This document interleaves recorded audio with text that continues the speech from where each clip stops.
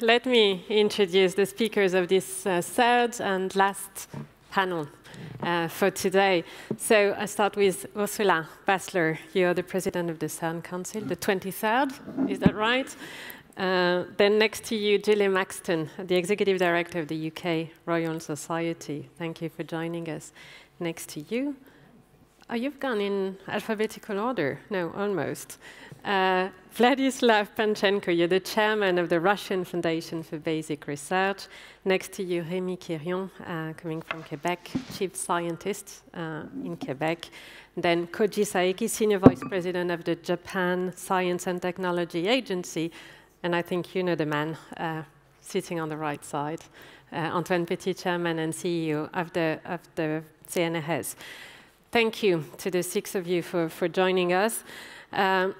This coopetition concept, a merger between cooperation and competition, is a very important question.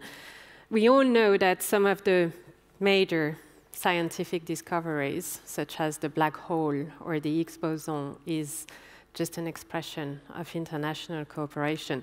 But we also know that competition may come in the way of cooperation. And I think here now with this panel, we want to understand where cooperation stops, where competition starts, and whether cooperation and competition are necessarily contradictory.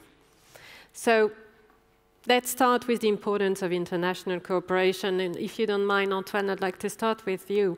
I think it's pretty clear from today that the CNRS is a truly international organization. So what can you wish more for the CNRS? So I'm happy to see that you understood that international cooperation is important for CNRS. So clearly, international cooperation is absolutely crucial. We all know that the best scientists want and have to work with the best scientists. And in fact, they don't care of where they are in the world. So really, we have to promote this. We have to promote the fact that we help scientists to have exchanges, not only disciplinary, but also interdisciplinary exchanges, which are absolutely crucial. And we also know that at least in some fields, perhaps not in mathematics, but in some fields, we need also infrastructures, and that the cost of the infrastructure is nowadays so high in some cases that we really need to have European and very often international infrastructure. So this cooperation between us is absolutely crucial, and it's also in particular crucial to tackle global challenges. We spoke already several times of climate change. We cannot tackle climate change in Europe and in another way in Asia or in third way in US. And that's why cooperation is so important for us. So what else what is on your wish list for the CNRS in terms of international strategy? What else can you do? Do you want to open more offices around the world? One very practical point on which we could make progress probably is to favorize the exchanges of researchers. Even if you're in Europe, it's not so simple for researchers to spend 1 year in France and then 1 year in Germany and so on.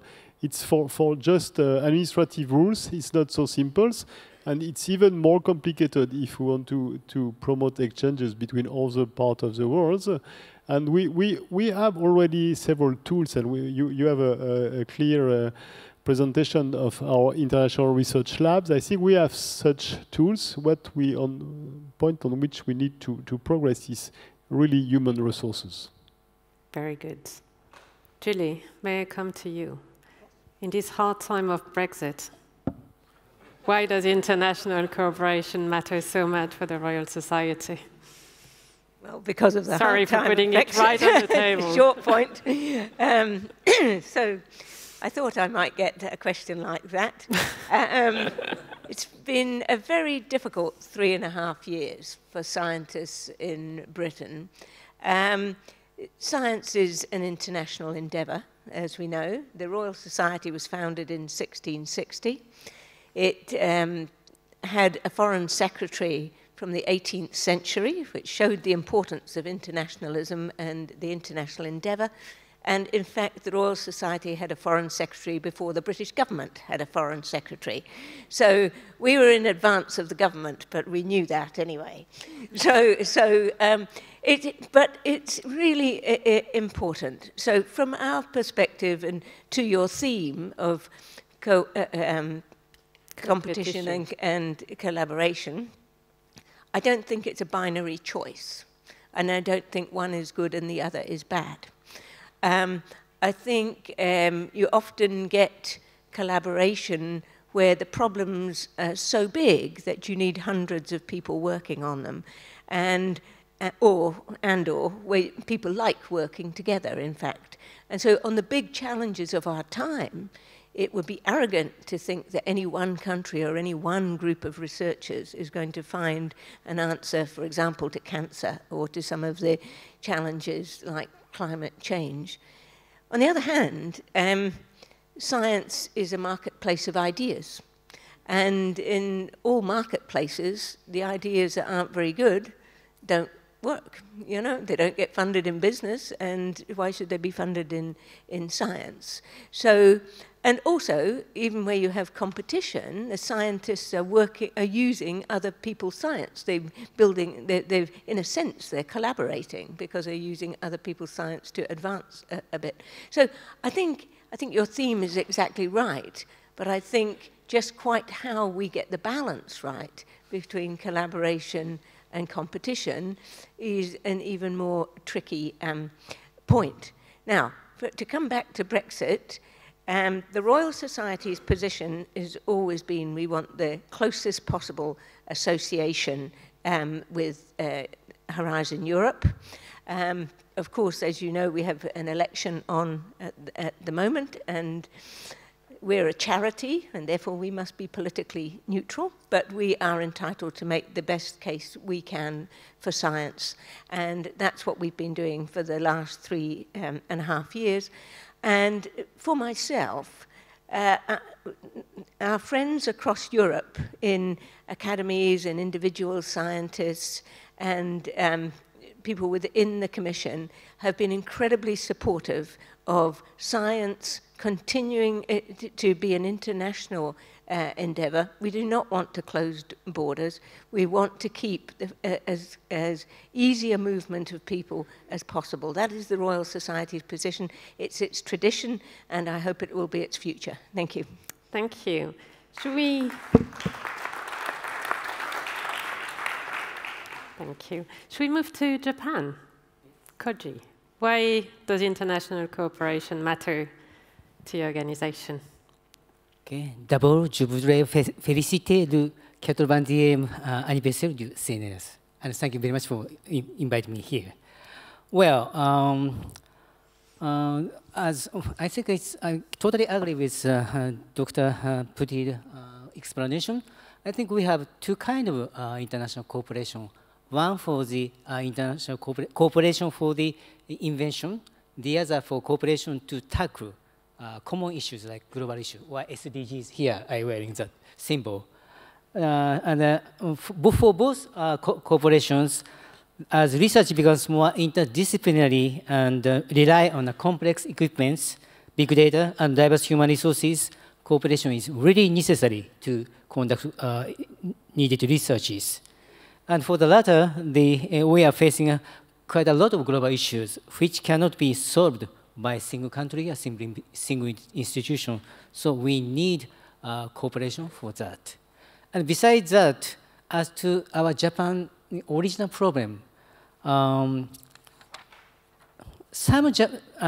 maybe quite a number of Japanese researchers or to-be researchers relatively tend to be inward-oriented. Rather, we are cozier in staying in one place or in Japan.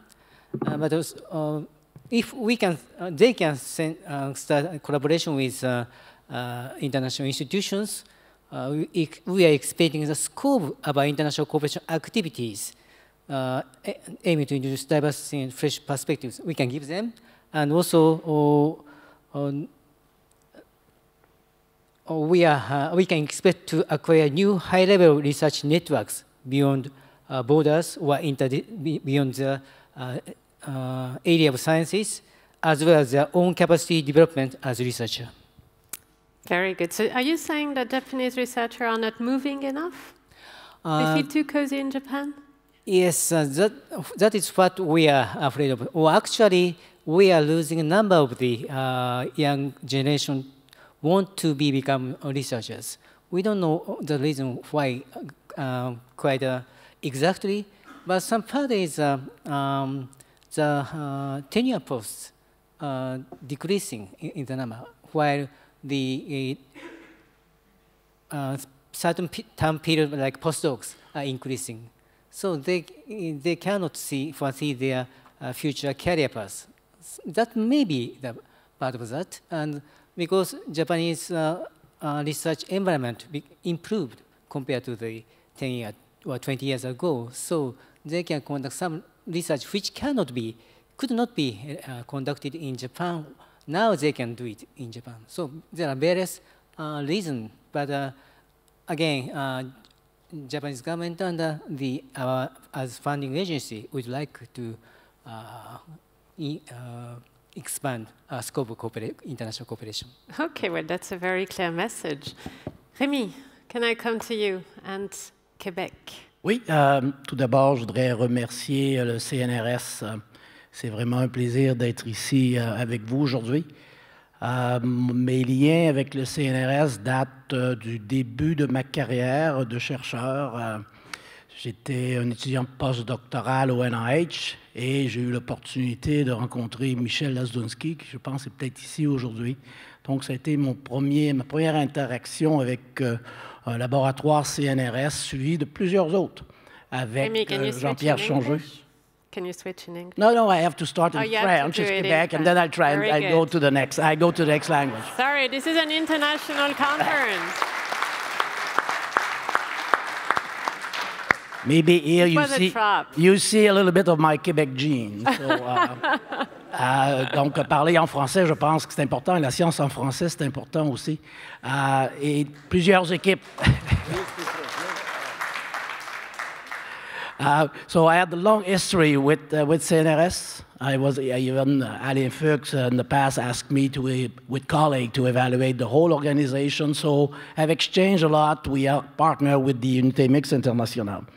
Quebec, we're small, 8 million inhabitants. So it's like the suburb of Tokyo. So if we want to be seen in the world, we have to be competitive and we have to collaborate. Basically, no choice. So excellence in the science enterprise is absolutely essential in many fields. So you build on these basic science, and I think what Jean-Pierre mentioned before, having non-targeted research program is absolutely essential. But when you have that, then maybe you can add on a little bit in what we call, for us, intersectorial research. So basically there, it's collaboration between experts from very different disciplines. And key here is social science and humanities in relation to the big challenge of our society. And partnership, of course, because we're small, is absolutely essential. We discussed quite a bit about climate change. The way we did business for us in Quebec, in Canada, is to attract international organizations like Future Earth, like Biodiversitas in Montreal, and now, with colleagues of the Unité Mixte Internationale at Laval University, is to study the Arctic. Because you see there the impact of climate change. So, and there you have to, yes, climate expert, but also social scientists that work with the local community. The second example I'd like to give is artificial intelligence. Think expert mathematician, applied mathematician, deep learning, they will continue to develop more performing algorithms. The key for us was to, okay, what's the impact on society? So we created an international observatory on the societal impact of artificial intelligence. And this cannot be done only for Quebec. It has to have link with the rest of the world if we want to make sure that it will mean something for our citizens. Thank you. Should we move to Russia? Can you give us a Russian perspective of the importance of international cooperation, please? The people recommend me start from Russian language, because Russian language is very popular. French language is very popular in Russia, but I try to speak English. Thank you very much for your invitation and for my presentation. About international cooperation of foundation. Our foundation, Russian Foundation for Basic Research, was founded quasi 30 years ago. And all this time, international cooperation, one of the important direction of our activities. We have a joint program with 40 countries, with foundations from 40 countries. For example, with our oldest partner is CNRS. And start more than 20 years ago. Our joint program started more than 20 years ago. And together we support 330 joint projects, supported by our foundation from both sides. The joint program with the Royal Society started more than 10 years ago. Yes, really. Yes, I together with you some of documents about this. And we realized more than 100 joint projects. And I would like to take this chance to say the thanks our colleagues from CNRS, from Royal Society for our cooperation work. Thank you very much. And we support participation of our scientists in it can be said, the biggest project in the world. For example, many Russian scientists participate in last project LIGA in the United States. It's observation gravitation wave by Michelson interferometric method, by the way, proposed in Russia in 60s. Was published in Russian journals. And it's very important for us to support participation in CERN, XFEL. I a little bit later hope to a little bit more precisely say about this, but we, not through our foundation support, but our government support this one of the biggest in Europe project directly by cash. We have a 30%. XFEL. Yes, expand, yeah. For 30% of the budget, of the total budget of this project. The research infrastructure, okay. And the main goal in our moving for international cooperation, for accelerate the international cooperation, is in the way of realization the ideas of convergence of the scientists. It's a deep interdisciplinary motion for joint project. And now we try to organize a new project in the field, generally in field of ecology. By the way,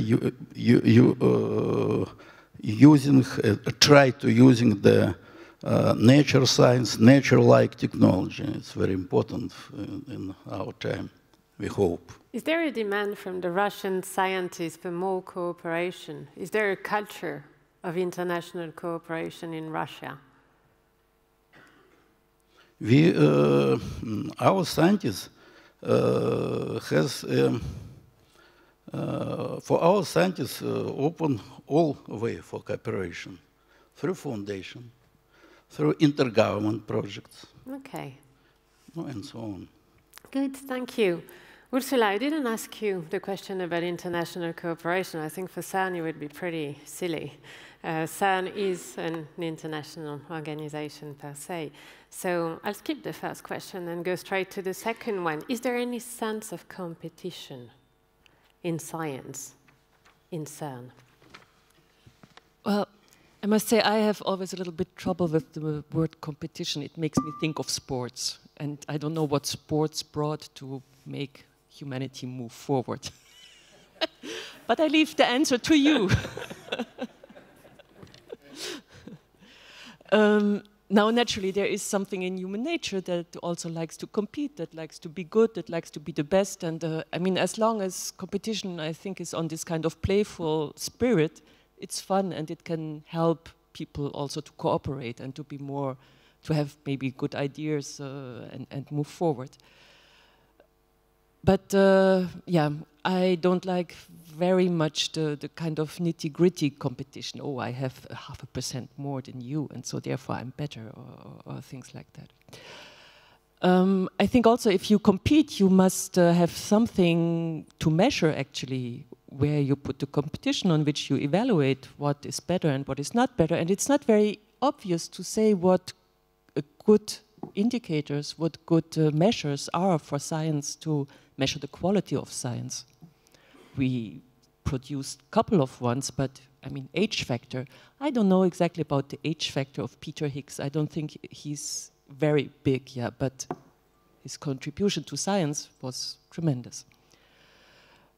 Maybe a word that I can relate more easily to is competitive science. It sounds for me a little bit different. It sounds that you do something that is good, you do something that is attractive to others, you do something that has quality for others, and maybe this is some grounds where you could put competitive insight.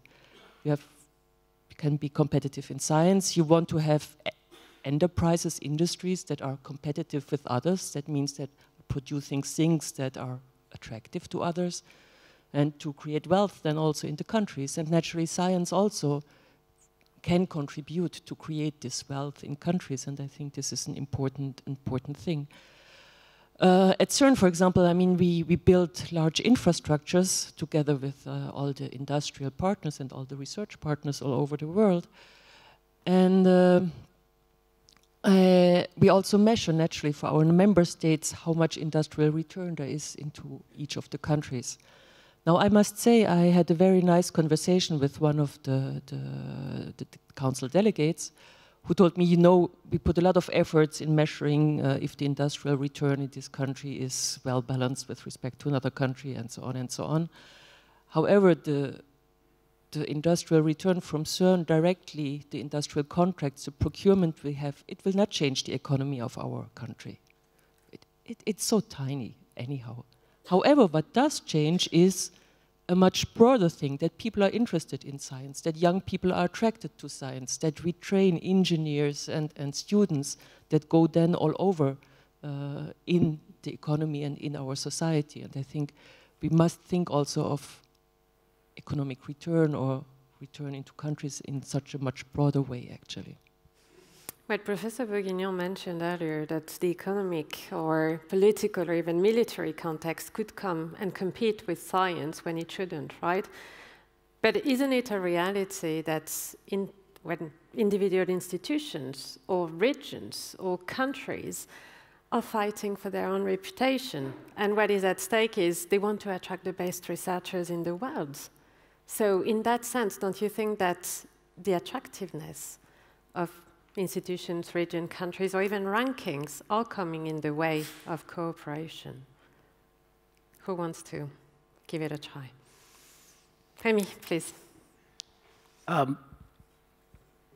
Maybe my background, and of course, as I said, Quebec relatively small, so my way of doing research at McGill University, often when they had a competitor in a field, I was calling him on her and say, can we collaborate, instead of just continue to compete, so that we advance the field a bit faster. That's a little bit what, of course, there is the ranking. Like at McGill University, they are proud to say that they are among the top 1 in the top university in Canada. But I think we have to be careful with that, especially at the level of research. Maybe for the undergraduate level, it's not too bad, but in the research, it really depends on the lab that you're getting into, the director, the team, and so on. So I'm always a bit careful with that. And what we're trying to do now, and we'll see, it's kind of an experiment, that we are doing in terms of attracting scientists. And again, it's especially in the field of artificial intelligence. There is so much demand, there are needs, all country almost, and of course the private sector, competition with the private sector. So we started to have this kind of joint chair that an expert can stay in Italy and also have an appointment at University de Montreal and can share in between. So of course China have tried that also before with many Chinese-born scientists working mostly in the US. But now the model is a bit different, and it's really trying to have 50% of the time at both places and having a lot of exchange of students. Because manpower in the field of artificial intelligence for quite a few years from now will be high demand, and if McGill University is adding just a little bit of dollar, then maybe in Italy the university will do the same. So it's kind of it's not a win-win situation. So we're trying to develop a different model. It's relatively new, we'll see if it works, but I think that's where we want to go in Quebec. Antoine. First of all, I think I will have to have a clear discussion with Ursula about the value of sport, but it will be for after. No, I would like to come back on the competition between individuals, and I think that the black face of this competition is all the questions of integrity, and I think it becomes a very important subject, in particular if we think to the relations between science and society. I think that science needs to have the trust of society. If society does not belong in us, then it will be complicated. And if we think that one science can be fake, that's a real problem. So we really have to fight against the lack of integrity. And for me, it's a consequence of a competition which is not at the right level.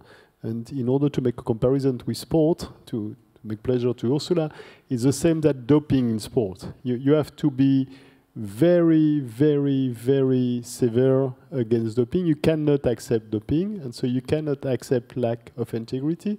And that's our responsibility also to make things in such a way that people have to cooperate, of course. There are at some points competitors, but the competition has to be fair. Otherwise, science will have problem in its relation with society. And doping is cheating. Ursula. Just about the attractiveness. Frankly, I don't think that there are very many people outside that look for a job, that go to a ranking and say, okay, first I will apply here, then here, then here, and then I'm sure I'm on the top 10 level of universities. Attractiveness is something much more subtle, yeah. I mean, I think a lot of people choose their working place in the end because they had a work relation with somebody who was more or less saying, hey, why don't you come work with us, yeah, which is cooperation in the end. Or that working conditions actually in a place are very nice, or that salaries may be attractive, or that it's easy to move where you want to go. It's easy, or you have a lot of freedom in choosing your subjects, and so on and so on. I mean, it's not just any kind of ranking. I think it's a lot more to it, actually. So and the essence of quality is important in this, yeah. Isn't it about ecosystems as well? Yeah. Judy. Yeah, I agree with Ursula. I think vice-chancellors or presidents of universities might be interested in ranking. I've never met a scientist that's ever talked about a ranking of a university, because rankings depends what you want to measure. You want to measure student satisfaction, you want to measure how many Nobel Prize winners you've got. It's not things that necessarily resonate with scientists. So I agree with Ursula. I think they are attracted, first of all, by the possibility of working in an environment which respects the values of integrity, of the scientists being in charge of their own research and being open to the world and being able to say what they think without any fear of recrimination or anything. All of these things are important to scientists, and I think they're part of the explanation as to why people go places. But it's not a zero-sum game, because somebody might come to Britain today, I hope, or tomorrow, but they might go to America or to France or somewhere else later on in their career. But eventually, you tend to, it evens out quite a bit. So I think the attractiveness is to the quality of the science, to the culture in all of the aspects, and in the ability to move around. But of course, underpinning it all is science. All of it is the funding to pursue the science that you really want to pursue. Koji, Rémi, you're knocking. Do you agree? Well, I totally agree with our previous speakers, but there's something one institution cannot achieve as the ecosystem. For example, there is one university in Japan which is quite good at accepting female scientists. In Japan, diversity is a problem. This university really work hard, but when those female women scientists get good results and come to prominent around that field, they would like to move to Tokyo. Why? Since there are almost every, not every, but half of the international symposium is held in Tokyo, and Tokyo is a very active area for international kind of networking for the research and activity and so on. So sometimes there is some factors affecting the choice of the researchers without the universities or the institutions' effort. But still, they can utilize their own characteristic of the region. And so for this university, they are close to other Asian countries. So they would like to this kind of connection as their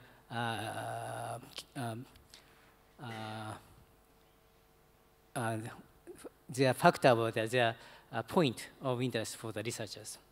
Okay. Anything else on this question of ecosystems? Yes, please. Maybe only 2 words. It's really that the level of competitions, the merit procedure, the merit review procedure depends strongly, in generally, and I agree with you, on the region, on the universities, on the mentality of professors in different regions. And our foundation support try to involve in our joint process of for support the people from different regions. Take into account that 5 years ago was founded 32 research universities in Russia. And we try to connect all people, all brilliant people from different regions. And we have a very, in general, situation in Russia is follow. Historically, Moscow, St. Petersburg, Novosibirsk, if you know this region, this Moscow is well known. And last time, the far west, I mean the new university on the island Ruski. It's a brilliant campus, 1 million meter square, the total work area of this university, in great environment. And we try to involve, we signed the agreement with 60 governors of different regions about joint support of this, of our proposals in different science, typically for this region. We try to select the problems typical for this region. Okay. That's why I'm the way. Thank you. Thank you. I wonder, isn't it a bit naive, though, to detach science from the economic reality? And shouldn't we make a distinction between basic science and applied science? Isn't there more competition when we speak about applied science? Antoine. I think that the answer is yes. I think we cannot say that science is important for society, that it is important for economic issues, and after that to not accept that at some point our countries, our companies are in some form of competition. And so I think that we really have to share basic science without any limit, but it's normal. We also have to pay attention when we discuss of transfer to industrial world.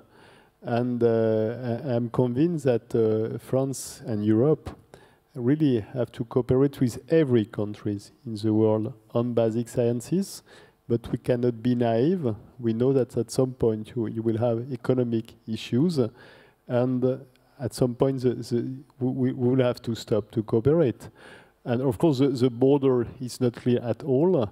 But once again, we cannot, as scientists, imagine that economic issues do not exist. It will not be serious from ourselves. Rémi. I think it's, and I agree with what Antoine said, and it should, for me, for us, I think it should be seen as a continuum. Often I joke with my boss, the Minister of Economy and Innovation. That's the title of the ministry. So it's basic, so applied research and basic research. I prefer often applied research and not applied yet, because we never know when it will make the translation in. So we need, and government need to very strongly support the basic research, and that's true of regional government, federal, the national government, and here in Europe, of course, of the EU. So very critical, because foundation a little bit, but if government are not there, nobody will pick up the slack, I think.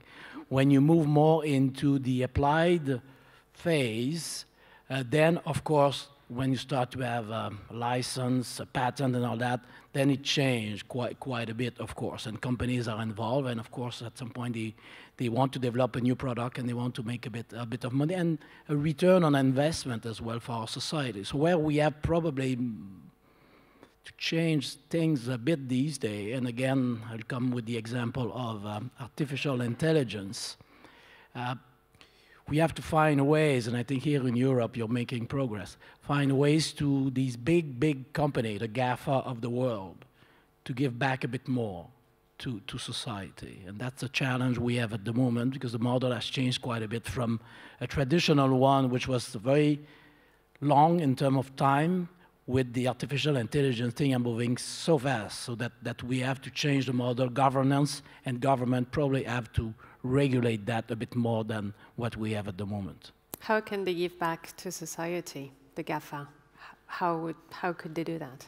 Well, I think you're starting a little bit here in Europe to have some kind of rule with the big one, with Google of the world, the Amazon of the world, and to say, well, you basically are part of our society, you should pay taxes like other big companies, and many of them at the moment, at least in North America, are not contributing, and they should contribute to healthcare type of thing, to education, and so on.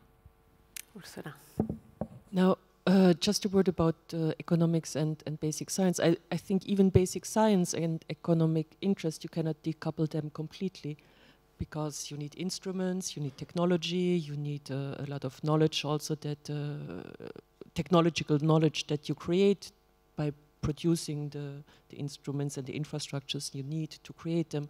So even there are always questions also on how to deal with being open, sharing, and how to even protect the interests of your own organization. CERN, for example, puts a lot of their development under creative licenses in order to be able to use it afterwards themselves, which is also already an important issue. But there are questions that we all need to ask ourselves, how to deal with this tension between protections and openness. Yeah. Judy, did you want to come in? Thank you. Yeah, I think there's a lot of really interesting ideas here. One way in which they can give back to society, and I think it really is important, not to see science just in a silo by itself. Many of the advances in the AI field and with data bring serious questions about ethics and regulation, and we see it almost daily with the World Wide Web and the uses to which data can be put. And I think so it's important that the big companies are involved in discussing some of the societal issues which have come about as a result of advances in science. There's a piece of work I'm doing which people might be interested in, and it's on science and the law, and it's about the science that is used in the courtroom. And it's very important that that science is robust, but many judges don't have a scientific training. So at the Royal Society over the last 4 years, I've been convening seminars and writing small scientific tracts for judges so that they can be sure that the science which underpins the evidence in court is robust science.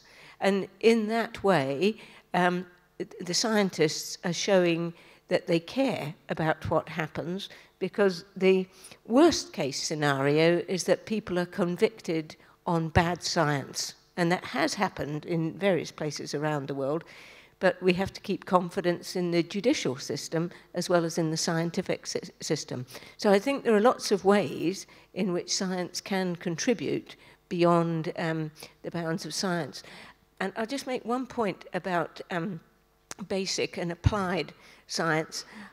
I think all of our countries are able to put money into basic science as well as applied science. Not every country can do that, because many countries have such critical problems that the money that they have has to go to solve the imminent problems. So actually, our countries, I think, have, we don't think it's enough, of course, and we're always talking about that. But I think if we look at it globally, we can do something which some other countries can't do. Very interesting. Yes, Antoine. I would like to come back a second on what said Rémi and Jean-Pierre also about this basic research or applied research. I used to say that I don't know what is applied research. In CNRS, we do basic research or fundamental research, and we try to apply it. And that makes a big difference. And as scientists, we should decide today to never use anymore this applied research, because you know that sometimes politicians or decision makers say, okay, there is a good science, which is the applied one, and we will give a fund for it. And there is a useless science, which is the basic science, and we will not fund it. And we all know that it is stupid. It is really a short-term view, but in some sense, it's also our fault. We would, even us, sometimes we use these terms, and we should not, from my point of view. Vladislav. Very small remark. Nobel Prize Jaroslav Furov told, what's the difference between applied science and fundamental science? Only in time of realization. Thank you. I want to go to a much more sensitive topic now, science and politics. We mentioned Brexit. There are other disorders in the world, and in fact, it is a reality that there are more and more visa restrictions for scientists, a greater scrutiny, government scrutiny on foreign scientists, and clearly some very clear trade tensions. So really the question I want to ask is, will science be a victim of this new global disorder? Sorry, I don't want to kill the mood here, but what's that, is science going to save to save us from this global disorder? Who wants to start? Ursula, you have a mic. Yeah.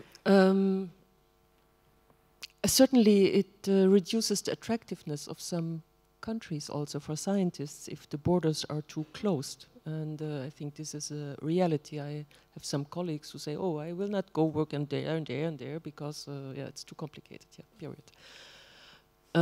Secondly, I think places of scientific cooperation, such as CERN, for example, have often served also as places where different people, different scientists, even politicians from different countries could meet and exchange, even if there were different systems, even if there were tensions, and to keep this kind of places where cooperation is possible, even if there are tensions between countries on the scientific level, because in science, I mean, we know what we discuss about. It's less fuzzy than politics. Yeah. It's very important. I think we should try to preserve them as much as we can. Yeah. Rémi? Yeah. Before coming here, I was in Vienna at the 3-day meeting on science diplomacy, and of course we don't think about that all the time as scientists. We want to do our science and exchange and collaborate with fellow scientists all over the world. But I think that Jean-Pierre Bourguignon mentioned about the next phase of funding in Europe, Eurozone Europe, and having the scientific community to be as a group, to be kind of a spokesperson, if I understood correctly. But I think it needs to be done at the global level as well, that scientists have to be more visible.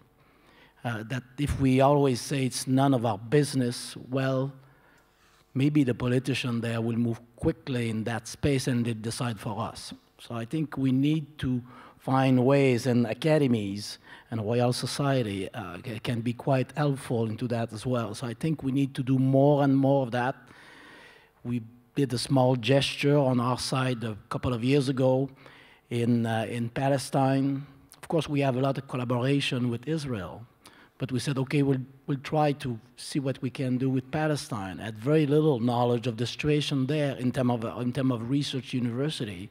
So there's 18 universities there. So now we have start partnership, and basically they come to Quebec for training for a few months, and then they go back to their country. So we have that kind of bridge. They have that with Germany as well. So I think also on that front, we can help the scientists, and they can become maybe spokesperson for the goods that science can do in terms of the world, opening the world, and CERN is certainly a great example there. Yeah. As you mentioned Palestine, I mean, there's the little kids of CERN. I mean, there's Sesame, which is a light source infrastructure between the Middle East countries and Israel. There's now also new initiative SEIST in the Balkans in order to bring these people together. And it's not easy to get them together. I mean, there may be an error on a Google map in a frontier and the meeting is blown up because the tension is so strong. But it's a way how to initiate and how to continue to discuss with each other. Julie. So you ask, is science going to be a victim, if you like, of the current tension? Maybe it is already. In the well, it depends what you mean. I think there's a short-term issue. The key issue short-term is money for science. As Jean-Pierre mentioned, we must articulate, and Rémi mentioned too, we must articulate the case for science. We can't assume that everybody thinks putting money into science is as good as putting money into hospitals or transport or schools. We have to demonstrate that long term, it's on a different timetable, but that science, it will benefit the economy and will benefit the health, for example, of the country. In another way, though, I think that science and scientists will always be able to find each other and do good for science. I mean, in the history of the Royal Society, for example, during the Napoleonic Wars, the scientists continued to meet to award medals, etc. During the American War of Independence, safe passage was given for Cook's ship to go to New Zealand from the Americans that the British were fighting. But, you know, this was scientific, so they didn't worry, you know, and so on. And much more recently, we've been working with North Korea and with China and America to do some work on Mount Pike 2, which is a volcano on the border of North Korea and China. So I think if you look at it over a span of history, I think science is a winner and will continue to be a winner. But it needs funding. And of course, it hasn't always had government funding. It used to be gentlemen scientists generally, not women, in the past. Please. Sorry. Oh, thank you very much. I will continue our discussion about science diplomacy. 5 years ago, together, Russia Foundation for Basic Research, together with Royal Society, began the discussion. And we organized 3 round-table discussion, 2 in Moscow, 1 month ago in London. What's the subject? What the modern understanding? What means the science diplomacy? All people demonstrate a good knowledge of history. He told about the Pagos motion. It's a very famous phenomenon in modern peace. The Pagos was founded by scientists in general. And then recommendation of sciences lead to suppression of the estimation of nuclear power, nuclear weapon, sorry. And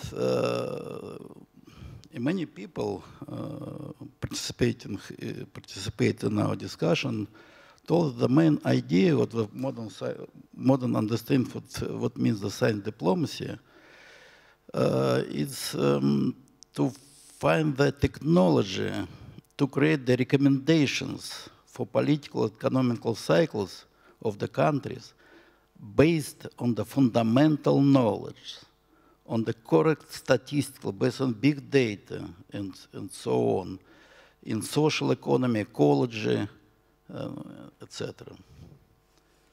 Thank you. Can we move to Japan? What do you think of? Well, my career, 95% of my career is government official. So I'm not a scientist, so it's a little bit difficult for me to express that. But I think the politicians are like a mirror of society. What they say is what society thinks sometimes. And even for the science funding, it is very difficult to make it apart from policy or political situation. But science for peace is another objective or another definition by the Budapest Declaration in 1999. And during my experience at a former position, where I was responsible for the International Space Station program, there was an intense period after the Ukraine issues. But still, there are collaboration, life-sustaining collaboration on the space. And among the space-related agencies, there are strong trust among us, among 5 participants. That kind of activities can change mind of society, and we have some influence on another opposite direction. So to help government understand that, well, science is pretty important, what do you think of the importance of science communications? Yes, I think the scientists should better explain what they are doing and what kind of future actually not application, but explain about that, what capacity building. Or sometimes I explain to the general public, what students, pupils in elementary school, junior high, you use the GPS. That is, some aspect of that is based on relativity theory. Because very basic science can support of the future application for actual implementation, actual usage in the daily life. So that kind of activities, I think it's really important. Yeah, Rémi, please. Yeah, I think science communication certainly is absolutely critical. And if we come back to this session this morning on open science, saying it have to be a little bit more qualitative in a sense. You just don't look at the impact factor and add them up and divide by the number of paper, which like a computer can do that. You don't need a peer review panel. So I think finding a way, and I don't think in most countries we are there, but finding ways to better recognize the researchers that are very much involved in science communication, in talking to the public, and having that as part of progression in the career, recognition at the university level for promotion and all that. I think is critical, and we're lucky. I think I'm always very optimistic. We're lucky because I think the younger generation really want to do that.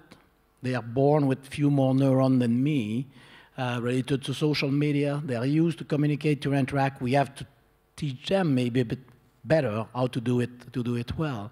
But I think to recognize communication in science is absolutely critical, and we'll have to make sure that the scientists are on the street, not in the bad sense of the term, but in the population sense of the term, more often explain their science and what it could mean for the ordinary citizen.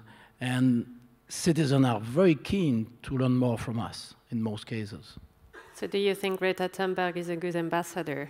Yes. Is it serving is she serving the cause?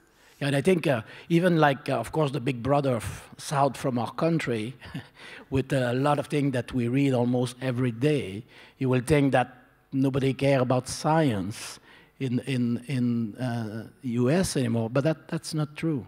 So I think we have to work with them, we have to work all together to make sure that science doesn't lose too much of the interest of the public. We're quite high up there in most countries certainly compared to politicians in terms of recognition by society, and I think we need to make sure that we stay there or even increase our position there.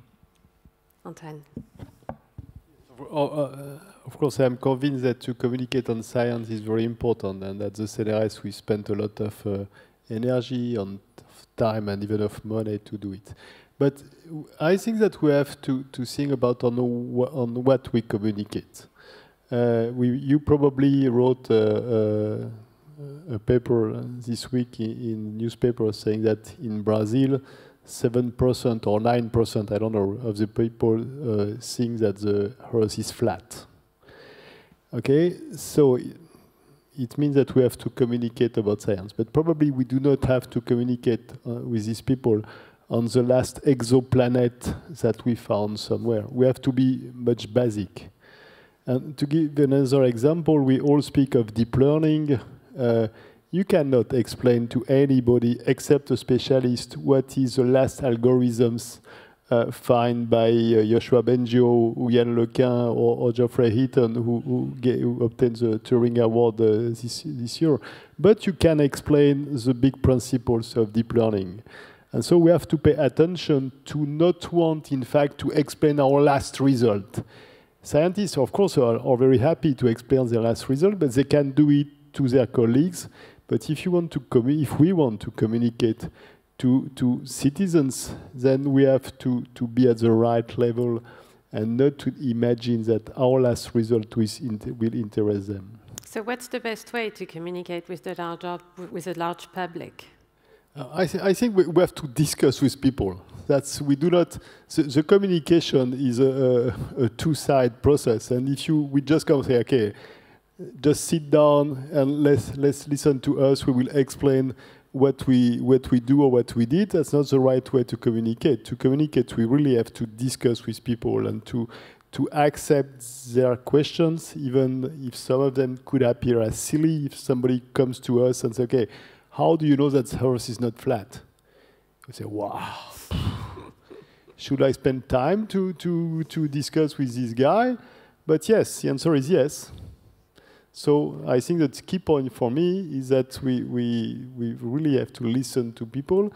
And sometimes it means that probably we do not have to ask to our Turing Award or Nobel Prize to spend too much time. We can find other scientists, in fact, more appropriate to make such type of communication.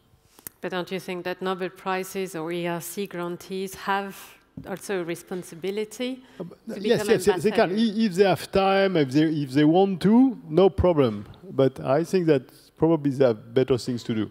Okay. I'm not sure Jean-Pierre Bourguignon agrees with that, but Ursula. Yeah, also what Antoine was just saying, I mean, one should also think about the relation with respect to science education. And I think probably things can also be improved, and maybe also the link between scientists and teachers can help in order to improve science education. For my field, I don't think that physics is the most liked matter in school. And even in universities, I think sometimes the teaching can be better and can be oriented more also with modern methods that exist in pedagogy, just instead of saying, oh, he's a great scientist, so he will teach a great lecture. Yeah. Very good. I have one final question. I think the minister is on our way. Brain circulation. Is it, because it's an inherent question to Coopetition, so brain circulation, is it a threat or an opportunity? Who wants to start? Ursula, yeah, you can. Maybe I. Well, I think it's both. It's certainly an opportunity. I mean, personally, I moved to different countries during my scientific career, and I always appreciated it and learned a lot about how to work differently, how to see things differently, how to think differently. On the other side, I can also understand that some countries that lose a lot of scientists, for them, brain drain can be a threat. That is clear. And then one has to think what can be done in order to not just stop the brain drain, but also render the country attractive to other scientists to come over, so that the country can participate in the global move of brain mobility rather than brain drain. Who wants to come in? Rémi or Rémi and then Julie. Certainly Canada benefited a lot from recruiting scientists from all over the world, and the US as well. So I think we kind of now have to give back, and I think maybe it's what Julie was mentioning a little bit. So we have a responsibility as a rich country to help build capacity in the South, and we have to build bridges, and we have to make sure that when we do that, we help the country in the South to develop capacity so that they can get the scientists will be interested to go back to their country, and when they go back to their country, they are not appointed right away as a minister of something, because we lose a lot of them that way. So they remain as scientists, build the ecosystem of science in their own country. Very, very critical, and I think countries of the North have to participate into that much more than we do now. Okay. Julie. Yes, I basically agree with Rémi. I think it's an opportunity, brain circulation, as long as the countries that benefit from it have a conscience and are determined to help the countries that aren't in as good a position economically and in other ways. So I think, for example, the global challenges and the sustainable development goals, I think those kinds of things keep people who are less fortunate than we are close to us, and we need to use our science to help them as well as to get ahead. For the Royal Society, we are involved in Africa, in a number of schemes in Africa, in a number of countries in South America, and it's capacity building. And so there's lots of different schemes. Some of them partner with people in the UK. And like Rémi, one of the problems is often when very good young people from countries, various countries in Africa, they might come to the UK, do a PhD, and then they go back, and the next thing is they're the dean of the department, or the dean of the faculty, or a science minister, and they need time to be scientists. So I think it's more an opportunity than a threat on that basis. But is it good or bad, the fact that a scientist become Ministry of Science? Well, you're trying to build capacity. I mean, it's not bad, but if you're trying to build capacity, you don't want them to go back immediately to be the Minister of Science. You'd like them to work as a scientist and raise the level for other people. But you see? Yeah. Okay. Vladislav, what do you think of brain circulation? Is it an opportunity for Russia or a threat? Yeah, no. For Russia, this question, I mean, the brain drain is a very difficult question, especially for our country. And our Russian communities reduced during scientific community, means in Russia, reduced during the last 15, 20 years up to 1 million of scientists. And my comments may be the best scientists from our communities. But now our foundation, our government, last time we worked on this problem, tried to decide this problem. It's a great problem. It's necessary to separate discussion about this, not short remark. But I would like only inform you about a new initiative for our foundation. We named this new competition advisor. The idea is follow: experienced scientists collect a group of young scientists, including students and postgraduate students, and then participate all this team together with this famous, in general famous scientists, participate in our competition. And now we start this year, during this year we organize this competition, and I propose to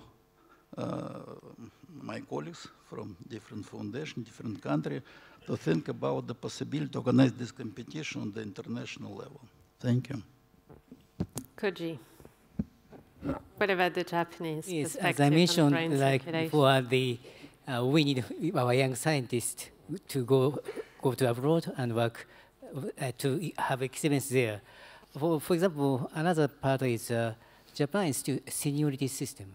Sometimes young researcher is a little bit hesitant to discuss with the seniors, but in foreign countries that's different.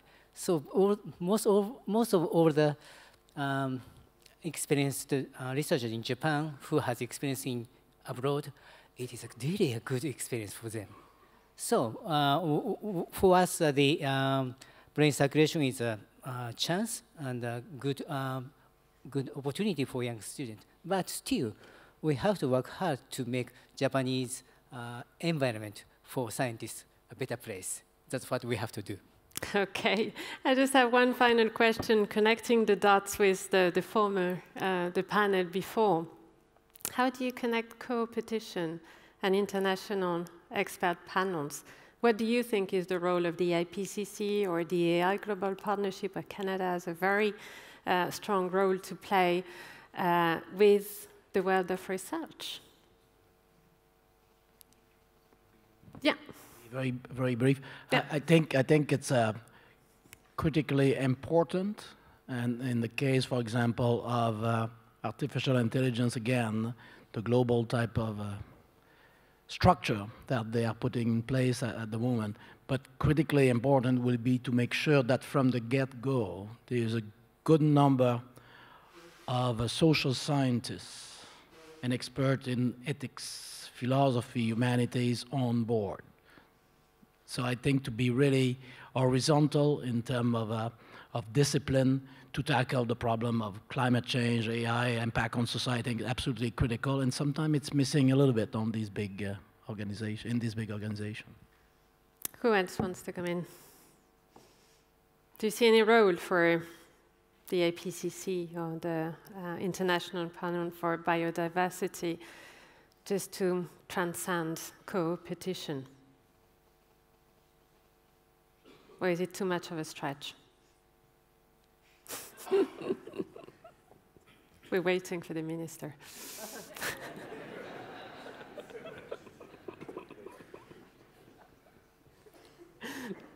Anyone? Ursula. Well, it's very nice that there are international panels of experts that are exchanging on the problems that are global threats and global issues. They are a sign, actually, that cooperation can bring things forward, I think. And they are also a sign that you cannot do things just in your little corner. I mean, you need to reach out to the others if you have problems that reach out also to a scale that is not just your tiny little one. Yeah? And therefore, yes, international expert panels, I think, are a good example for cooperation and for trying to cooperate on the global problems. Jenny. Yes, I agree with Ursula, but I come back to the point that Antoine was making earlier.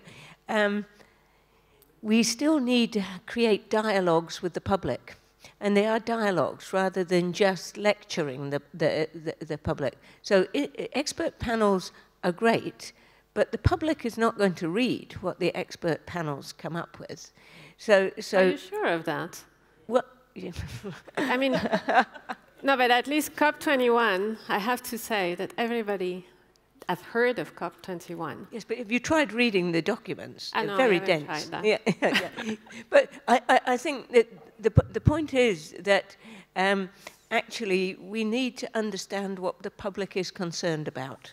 So the Royal Society has done dialogues all over the country, for example, on genetic modification of crops and on machine learning and on climate change to find out what is worrying people, and then the scientists are answering the questions that they ask, not the questions the scientists think they are going to ask.